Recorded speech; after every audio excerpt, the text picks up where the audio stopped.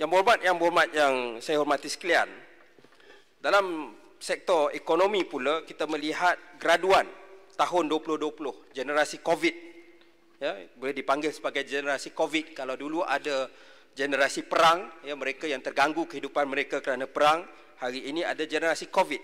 Mereka berhadapan dengan cabaran yang sangat besar mencari pekerjaan. Kesan ini tambah menyulitkan untuk graduan daripada keluarga B40 yang menjadi harapan keluarga untuk menyara hidup bukan sahaja diri mereka tetapi keseluruhan keluarga.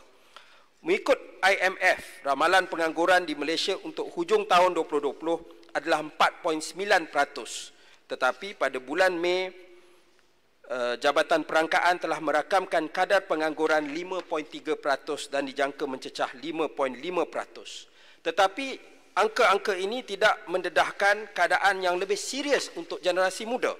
Jabatan Perangkaan menganggarkan pada Mei 2020 kadar pengangguran bagi rakyat 15 hingga 24 tahun telah mencapai 14.2%, hampir 3 kali ganda bagi keseluruhan rakyat Malaysia. Mereka ini dah pun berhadapan dengan cabaran seperti gaji yang mendatar, kemampuan memiliki rumah, jumlah hutang yang besar dan mobiliti sosial yang terhad.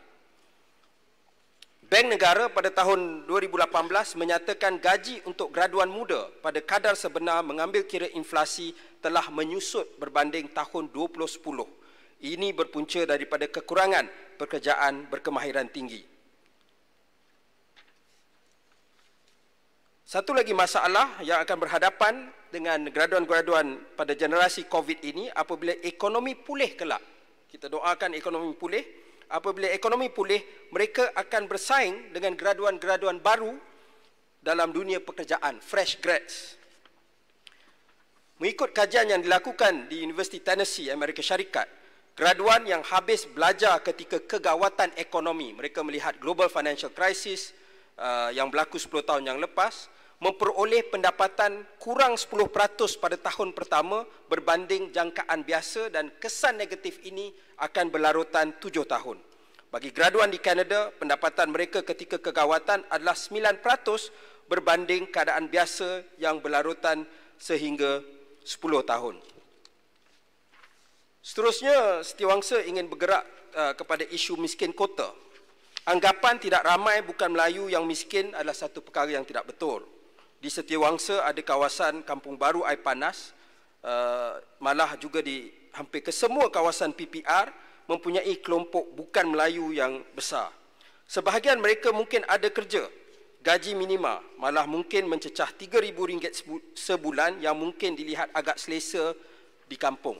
Tetapi sebagaimana kenaikan pendapatan garis kemiskinan daripada RM980 kepada RM2,208 adalah langkah yang positif, kita dapat melihat bagaimana pendapatan walaupun mencecah RM3,000 sebenarnya masih lagi satu pendapatan yang tidak cukup di kawasan bandar.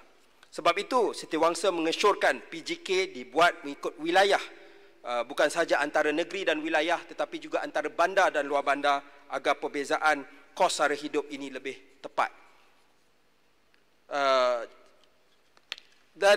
Tetapi realitinya, ya, walaupun miskin kota ini datang daripada pelbagai kaum, majoriti daripada mereka masih lagi masyarakat Melayu. Dan ini menunjukkan bahawa anggapan bahawa masyarakat Melayu ini ramai tinggal di luar bandar adalah satu anggapan tidak betul. Sebab itu kalau kita lihat statistik, tahun 70, 15.5% kawasan bandar di semenanjung Malaysia terdiri daripada orang Melayu. Pada tahun 2016, 68% masyarakat Bumiputera menetap di bandar dan di kalangan penduduk di bandar, masyarakat Bumiputera membentuk 56%. Penempatan apa yang dipanggil setinggan, tetapi saya lebih gemar menggunakan istilah peneroka bandar, tumbuh bagaikan cendawan di kota-kota terutama selepas pengenalan dasar ekonomi baru. Mereka datang mencari pekerjaan, dan mereka mencari peluang pendidikan dan pekerjaan yang lebih baik yang ada di bandar.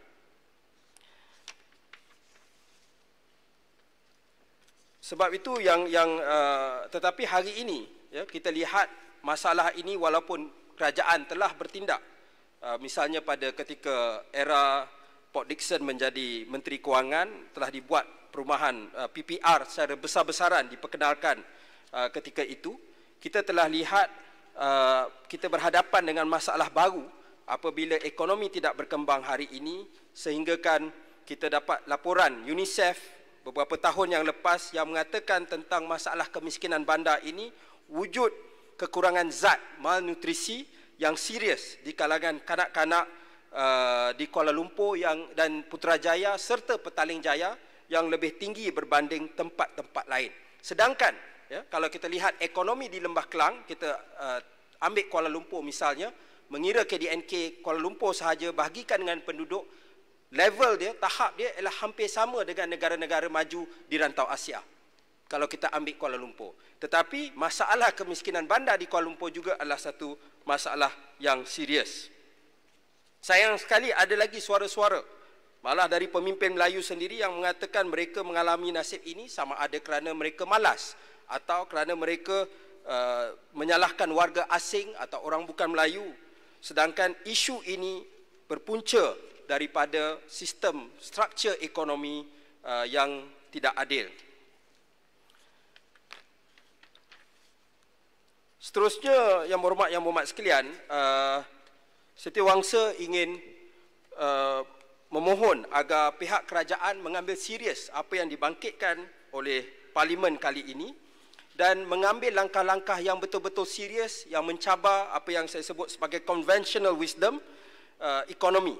Sebab kalau kita lihat, bila berlaku krisis, inilah masanya negara hendak menyelesaikan masalah-masalah struktural yang wujud di dalam ekonomi yang ada pada hari ini. Di Barat ataupun juga di Jepun, kita lihat Perang Dunia menjadi peluang kepada mereka untuk bangkit selepas perang itu menerusi dasar-dasar yang berani dan memandang ke depan. Sebab yang kita lihat di apa yang berlaku pada waktu itu misalnya ialah GI Bill di Amerika Syarikat yang memberi faedah besar kepada veteran perang Amerika yang pulang daripada Perang Dunia, yang menyebabkan jumlah pendaftaran pelajar di universiti dan peningkatan kelas pertengahan bertambah dengan berlipat kali ganda. Di Britain, ekoran daripada perang, mereka telah meninggalkan warisan National Health Service ataupun NHS dan juga insurans kebangsaan ataupun national insurance. Di Jerman, penghapusan mata wang pengenalan mata wang Deutschmark telah menghapuskan 90% hutang kerajaan dan swasta dan menyumbang kepada keadaan ekonomi Jerman yang kukuh sehingga ke hari ini. Kita lihat pada waktu era COVID ini, Korea Selatan antara negara paling awal yang melakukan pilihan raya selepas wabak COVID. Mereka telah memperkenalkan Green New Deal untuk negara mereka.